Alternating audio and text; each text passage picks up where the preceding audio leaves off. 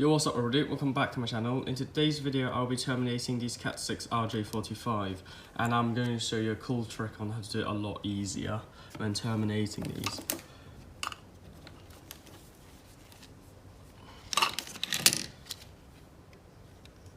So as usual, score off roughly 3 to 4 centimeters of the sleeving.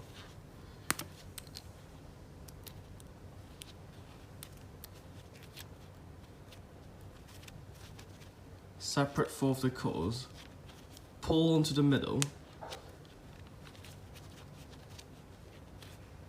and trim it off, because by pulling it you're actually stretching it, and by stretching it it will shrink itself back in slightly, and it helps with it as well when you're terminating the ends.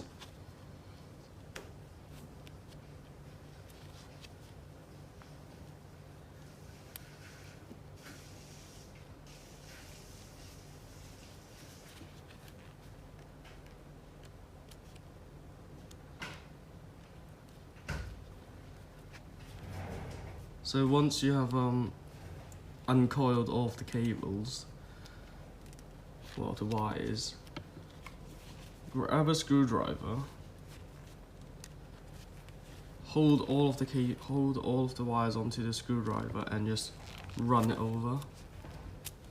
And by doing this, you can easily straighten it back out.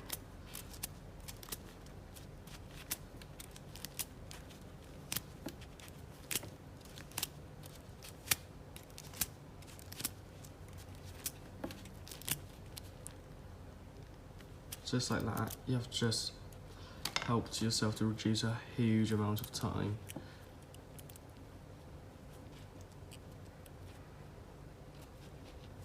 So now you just have to separate it back out.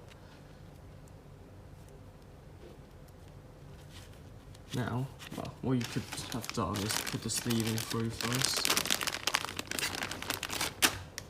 Always put the sleeving through, obviously I've forgotten already. What a great start. Pop it through.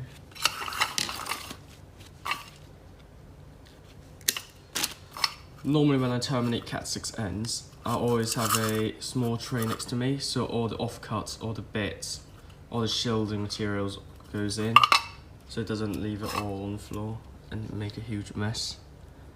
So remember, it's always white, orange, orange, green, white, blue, blue, white, green, brown, white, brown. So I think this is a type B configuration. There. Now flush cut it. I normally use the Nippex side cutters. They're really handy. Now this is a tricky part. When fitting these 2-part Cat.6 RJ45, you normally get one of these plastic, I have no clue what you call them. It's like a sleeving, so it guides.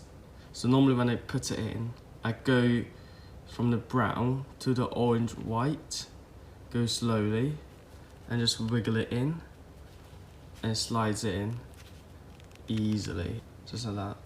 And then what you do, use a side cutter, don't cut it yet, hold on to the end, just like that, and pull onto the white, well, not the white, sorry, pull onto the cable sleeving, I have no clue what you call it. So that goes all the way to the bottom, and now you can flush cut it right there.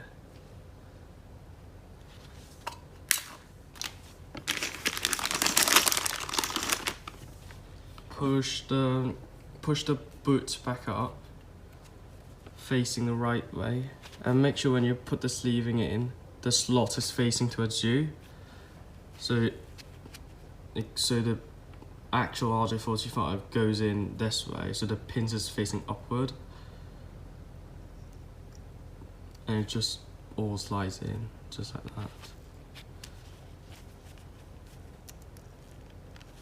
and make sure you push it all the way in.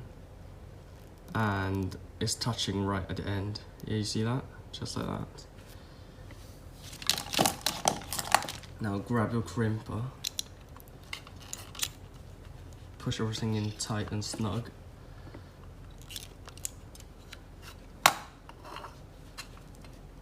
And there you go. That's how you make a RJ45.